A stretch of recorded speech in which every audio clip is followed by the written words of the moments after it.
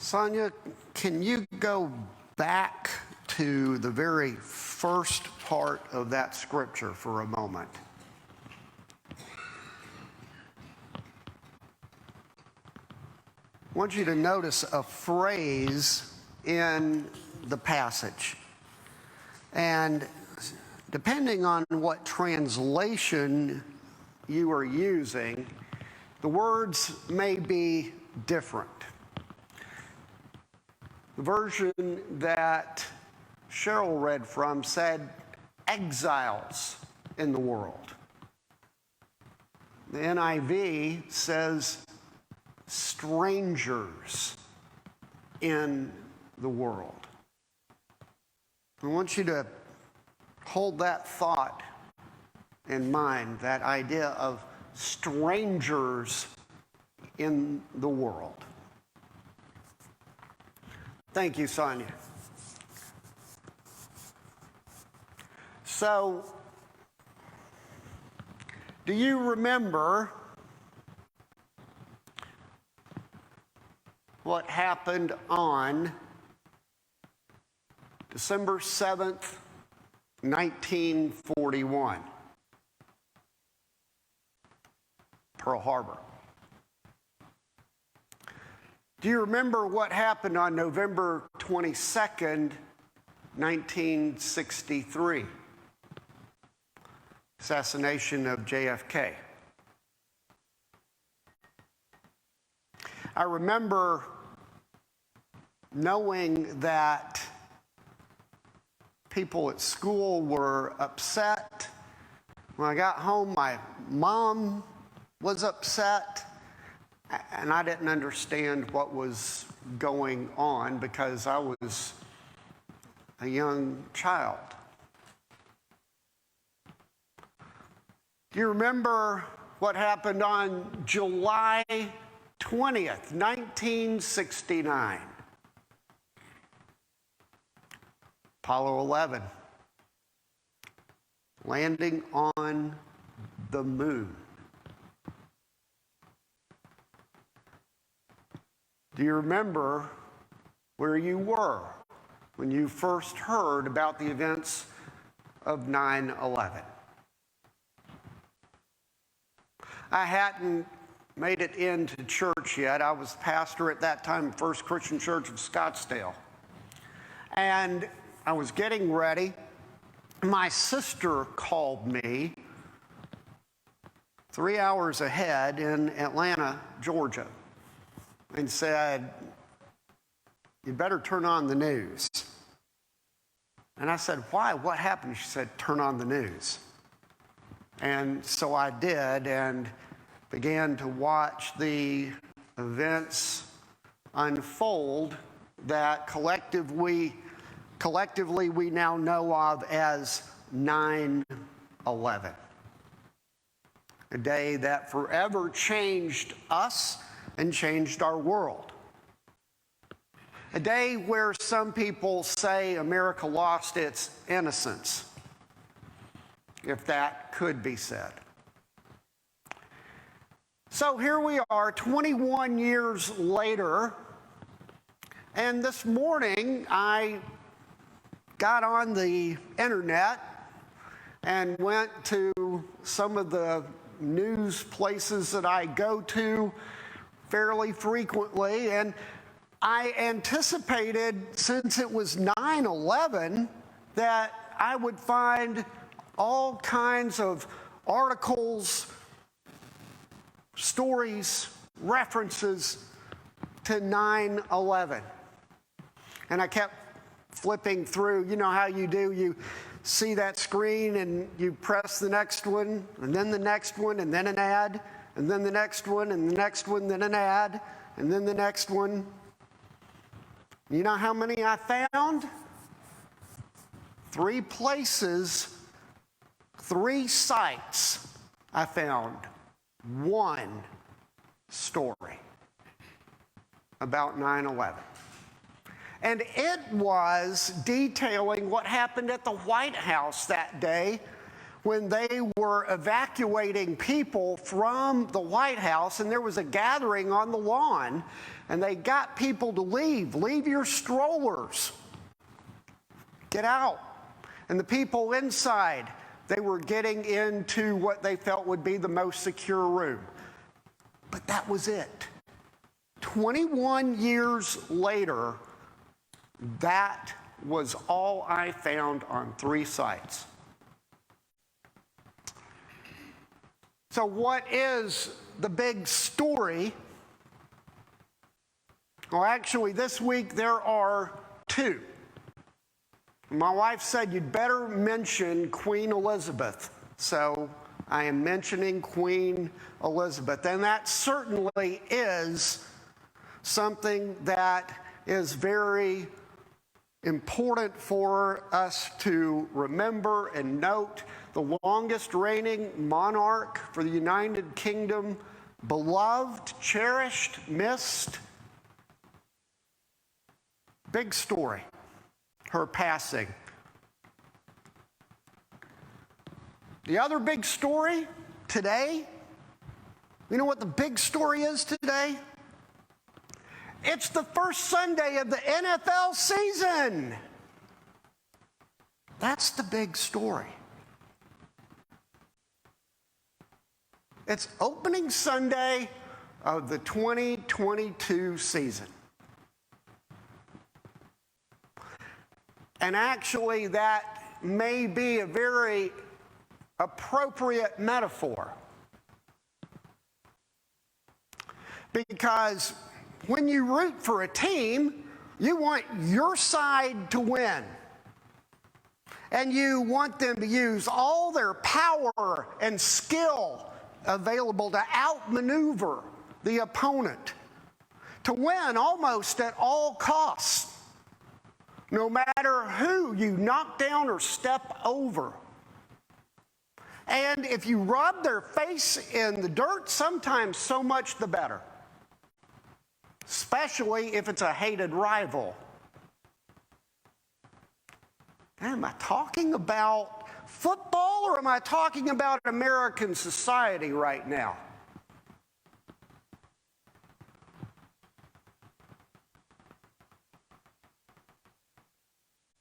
How quickly and how easy it is to forget.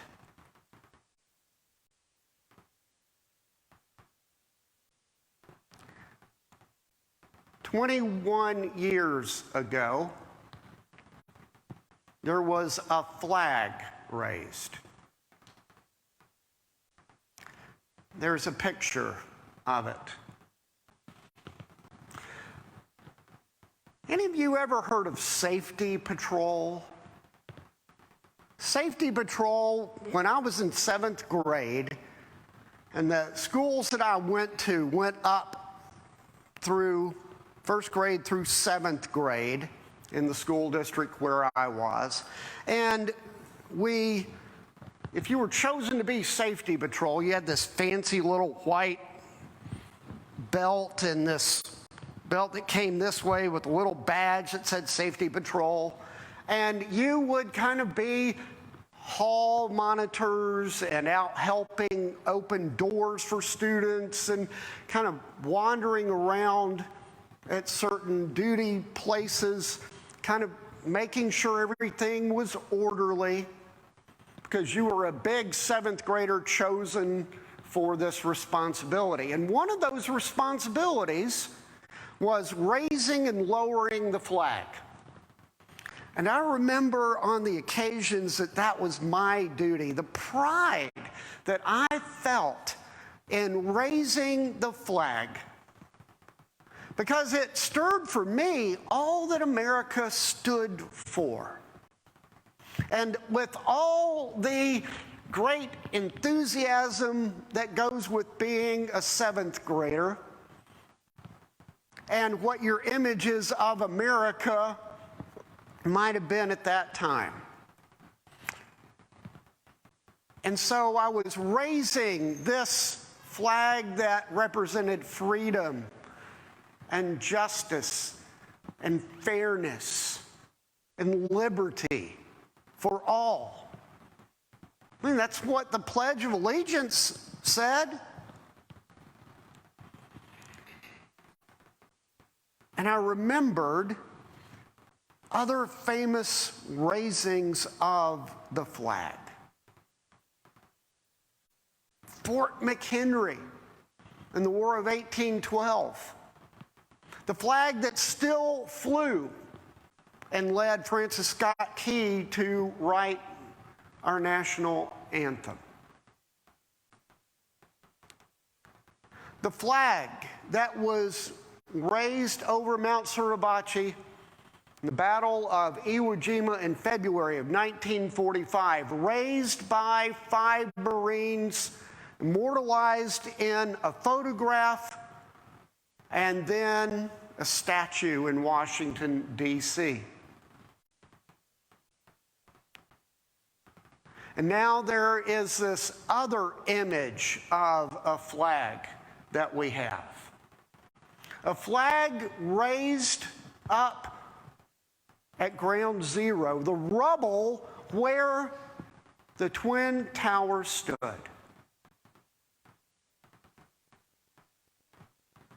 A monument to all those who gave their lives, however that happened. In the plane crashes, when the buildings fell, when people rushed to aid, remembering all the people who showed heroism and patriotism and courage, who gave their lives so that others might live. A different image. And remember how that brought our country together.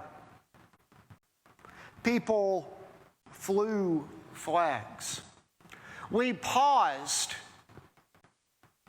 at game times. And in baseball games, we sang, "God Bless America." And we sang the national anthem with great pride.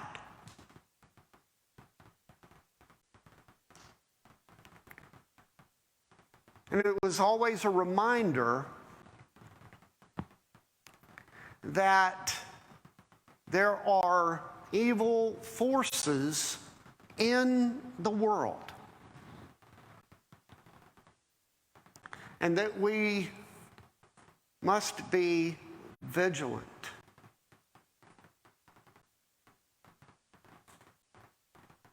Now, with those words, am I talking about our life as a country, as Americans, or have I drifted into talking about our lives as Christians? Because isn't that what the scripture said? That there's evil out there in the world, and it's trying to seduce you. It is trying to overwhelm you by whatever means necessary. It is trying to exercise power over you. Be vigilant. That's what the author of 1 Peter is saying to Christians where this letter is going. Remember that you have a hope. Remember what God has done and still continues to do to give you strength even in the most trying of times, to stand against powers that would press on you and turn you from the right way. Do not be misled. And it's hard, the author of 1 Peter says, because you are as strangers in the world. How are we strangers? Because we are called to live differently than the world sometimes presses us to. We are to be Christians in the world, shaping the world, and not to be thwarted, corrupted, thrust aside, rendered meaningless by all the things that go on around us, especially those that would tear us down and end our way of life and our understanding of what it is to be a follower of Christ. There are those moments, those temptations, and they're out there aplenty. Hold on, the author says, to the living hope that you have. Not a dead hope, not a one-time hope, but a hope for always, the author tells us. Hold on to that hope. Just as Joshua told the people of Israel when they crossed the Jordan River, collect stones and make pillars so that you might remember always what the Lord has done. Remember, so that your children may remember and your children's children may remember, and that they will never forget what the Lord has done, and the Lord walks with you always. In Jesus gave us a table. Jesus said, come to this table and remember. Remember my life poured out for you.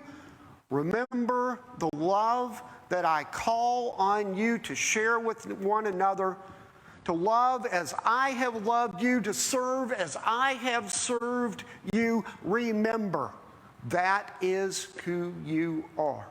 When the world presses in upon you, remember who you are.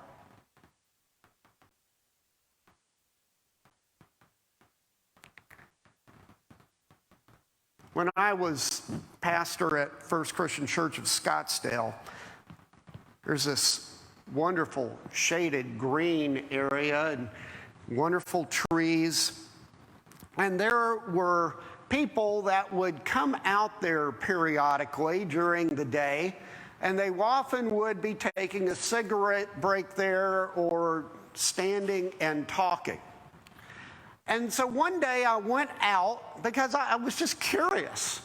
I was on my way to another building, and I sidetracked and went over, and they saw me coming, and they started to leave. Now, I realize that I'm the size of an NFL linebacker, and I'm very intimidating. But I said, stop, wait, I just want to ask you something. And they thought I was coming over to chase them away and scold them. What are you doing on our property? Because that's what some church people do. And I said, I'm just curious. I see you out here frequently, and I'm just curious why you want to come here. And it turns out that they were part of a landscaping firm that had rented out the building right next to ours that also is where Harkins has its headquarters, and they leased out the far end of that complex. And they said, we come here in this place because it's just peaceful. We like the shade. We like that sense of comfort and peacefulness that we feel here. And I said, well, considering this is a church, I hope that would have that feeling and that appeal. I'm glad to see you here. And then another person said, it's also a place that we've discovered that we get lots of great ideas as we're talking over things. And so standing here, we refer to this as our thinking tree. So they would stand around this massive tree and enjoy the shade and just think and share ideas. Our thinking tree. It occurred to me that we have a thinking tree also. And that thinking tree is the cross. That thinking tree that gives us meaning, that gives us hope beyond hope, even when the world falls apart. Jesus promises a new day. Sonia? Next one. It's as if we are emerging from the tomb. We are emerging from death and we are choosing life. Because before us is an empty cross, which means he lives and he is with us always, and he beckons us to follow him into the dawn of a new day. A thinking tree. The cross reminds us of who Jesus calls you to be. Remember his life given, love shared for the whole world. How different that is than the pursuit of power by any means, by outmaneuvering and destroying your opponent for gain. And in life, no matter who you step on or step over, as long as you get ahead, because that's the goal, how different this picture says life is to be in Jesus Christ. We emerge beyond those things that would be our death and trap us into new life. So grab hold of it. Because there are days like this day when life is tough and when we are threatened and pressed in. And you're going to need to hold on to that life that you know in Christ. Jesus never said it was going to be easy. Strangers in the world, because how we see the world, Jesus calls us to see it much differently than many in the rest of the world do. Is this how you see the dawning of a new day? Because there is hope and there is life. And then the question becomes, what do people see in us? Do they see that we are living with hope, with faith, with something that makes a difference to us no matter what? It doesn't mean that we don't have our down times. It doesn't mean that we don't have doubt or struggles. But we know that we will be upheld. We know that we already have victory. We already know that death and struggle is not the end of the story. Life is. Life in Christ. Life in this world and in the next. And Joshua said to the people who were strangers in a new land, choose this day whom you will serve. Amen.